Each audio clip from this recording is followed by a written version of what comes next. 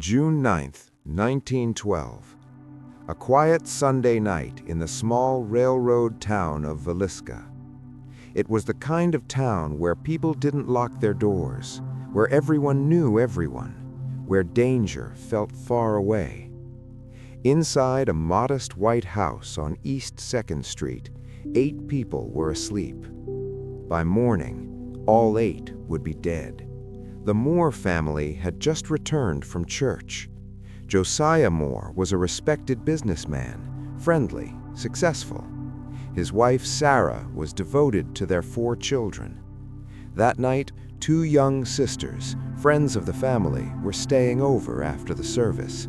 The house was full of laughter, full of life. But sometime after midnight, someone entered. There were no signs of forced entry, no broken window, no splintered door. Whoever walked inside did so quietly, confidently. The killer didn't bring a weapon. He used Josiah Moore's own axe. He went upstairs first. In total darkness, while the family slept, the first blow came down. Then another, and another. Room by room, bed by bed, the attacker moved carefully through the house. No one escaped, not even the children. And then something deeply disturbing happened. The killer didn't immediately flee. He stayed. Mirrors in the house were covered with clothing. The victims' faces were covered with sheets. A basin of bloody water was left behind. An uneaten plate of food sat in the kitchen. It was as if the killer lingered, calm, unhurried. Morning came, but the Moore house remained silent. No children outside, no movement behind the curtains. A neighbor grew concerned and went to check on them. She knocked. No answer. She stepped inside and found horror frozen in stillness. 8 bodies, bludgeoned in their beds. The news spread quickly through Villisca. Shock turned to fear.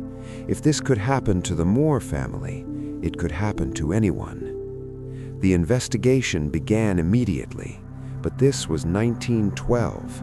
There was no modern forensics, no DNA testing. In fact, before authorities secured the scene, townspeople walked through the house, contaminating evidence, unknowingly destroying clues.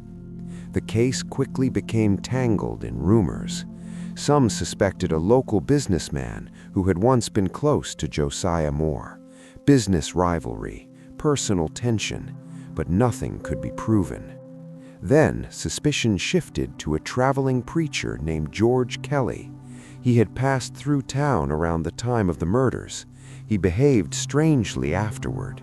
He even confessed, but his confession was inconsistent.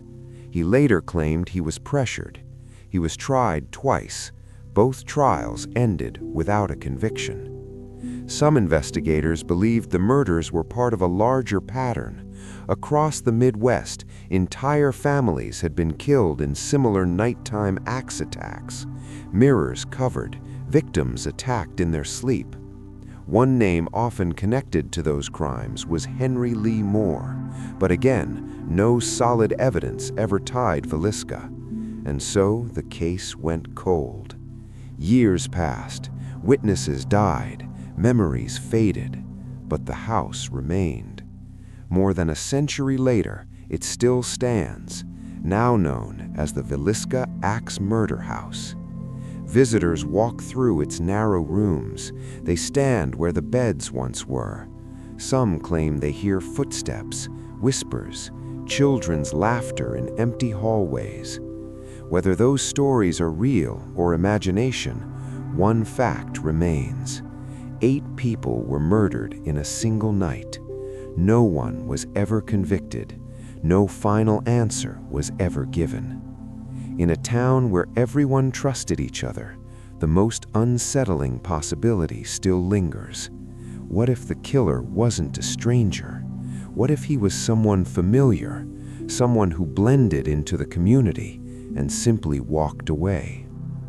On a warm June night in 1912, evil moved silently through a small Iowa home, and when the sun rose over Villisca, it disappeared, leaving behind fear, silence, and a mystery that refuses to die.